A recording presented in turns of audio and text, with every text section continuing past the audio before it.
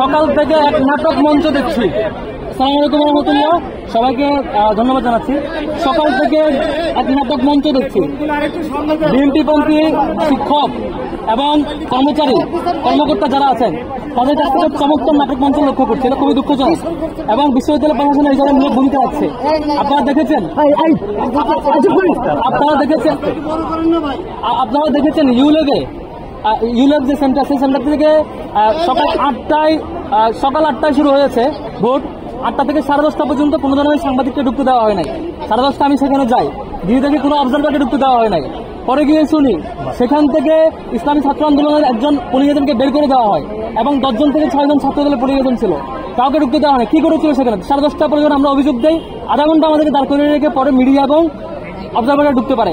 তারপর 21 হলে জিয়াউর নামে এক কর্মকর্তা, আপনার নিউজে দেখেছেন, তথ্য প্রমাণ সহ সে পূর্ণাঙ্গভাবে ছাত্র দলের পেহেলে ওই পূরণকৃত ব্যালট বক্সে দিয়েছে এবং শিক্ষার্থীদেরকে দিয়েছে তথ্য প্রমাণ সহ।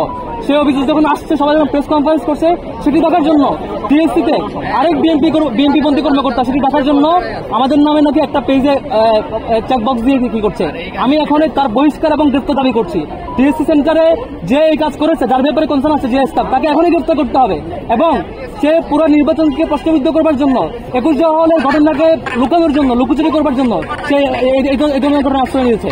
21 হলে যে কর্মকর্তা বিএনপির ছাত্র দলের পূর্ণাঙ্গ প্যানেলের চেকলিস্ট দেওয়া, ভোট দেওয়া ব্যালট বক্সে ঢুকিয়েছেন বলে অভিযোগ এবং নিউজ আসছে এবং তথ্য প্রমাণ আসছে, তাকে যেমন গ্রেপ্তার করতে হবে, আবার সেই ঘটনাকে ধামাচাপা দেওয়ার জন্য, ডিজাস্টার কন্ট্রোল করার জন্য এখানে তাদের পরিকল্পনা অনুযায়ী আরেক নাটক সাজানো হয়েছে যে একটা সিঙ্গেল পেজে, তারা পারলে আরো কয়েকটা পেজে করতে হয় নাটক ঢাকা দেওয়ার জন্য, হয়তো খুলে উঠতে পারে নাই।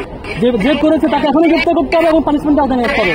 কার এজেন্ডা বাস্তবায়ন করছে, তাদের সাথে কি ধরনের লবিং খুঁজে বের করতে হবে, এটা আমাদের দাবি। আর হচ্ছে প্রত্যেকটা জায়গায়, প্রত্যেকটা সেন্টার, যেমন আমি যেসব সেন্টারে গিয়েছি বলা হয়েছে প্রার্থীরা ভিতরে ঢুকতে পারবে না, কিন্তু ছাত্র দলের বিপি প্রার্থী আবিদ, তিনি দেখেছি ঢাকা ইউনিভার্সিটি ক্লাবের সেন্টারে ভিতরে ঘুরে ঘুরে দেখেছেন, টিএসসিতে বারবার ঢুকেছেন, প্রত্যেকটা সেন্টার বারবার ঢুকছেন। মানে এটা নীতিমালা কি আমাদের জন্য আমরা ঢুকতে পারবো না, তাদেরকে এগুলো ঢুকতে পারবে, এটা খুবই দুঃখজনক। ইউনিভার্সিটি ক্লাবে বারবার ঘুরে ঘুরে দেখছি তিনি হচ্ছে সেন্টারের ভিতরে ঢুকছেন, এটা খুবই দুঃখজনক। এটা প্রত্যেকটা নীতিমালা তারা ভায়োলেট করছে। সেই ভায়োলেট করার নিয়মকে ঢাকার জন্য, যখন ডিজাস্টার ঢাকার জন্য আবার তাদের পন্থী কোনো কর্মকর্তা এবং শিক্ষক দিয়ে আরেক নাটক নিয়ে চেষ্টা করছে। শিক্ষার্থীদের সাথে একটা বিট্রায়াল।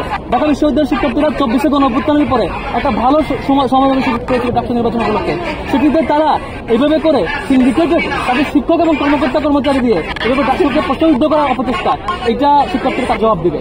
এখন নির্বাচন চলছে, শিক্ষার্থীরা তার জবাব দেবে বিশ্বাস করছে এবং যারা এই কাজটির সাথে জড়িত, এই বাজারে জড়িত, তাদেরকে এখনই গ্রেপ্তার করা হোক এবং তাদের সাথে সেই দলের ঠিকানা সেটি বের করা হোক এবং সেটি জনসম্মুখে মুক্ত করা হোক। তাদের ইতিপূর্বে যত কর্মকাণ্ড সবকিছু সামনে বের করে নিয়ে আসা হোক, তাহলেই বুঝতে পারবেন তারা কোন দলের এজেন্ডা চাচ্ছে।